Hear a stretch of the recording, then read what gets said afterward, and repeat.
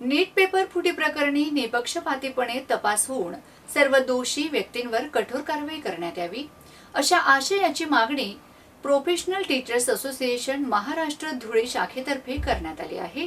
यावेळी निदर्शनेही करण्यात आलीत।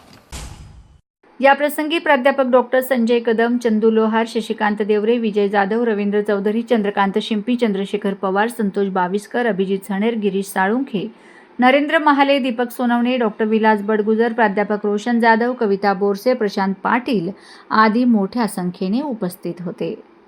संजय कदम, अध्यक्ष धुळे PTA। आम्ही माननीय जिल्हाधिकारी साहेबांच्या कचेरीत दाखल झालेलो आहेत। आमच्या संघटनेच्या वतीने निषेध व्यक्त करण्यासाठी नीट पेपर फुटीच्या संदर्भात निपक्षपातीपणे चौकशी झाली पाहिजे। दुसरं, जे 22 लाखांहून जास्त विद्यार्थी या परीक्षेला बसलेले होते त्या सगळ्यांना न्याय मिळाला पाहिजे।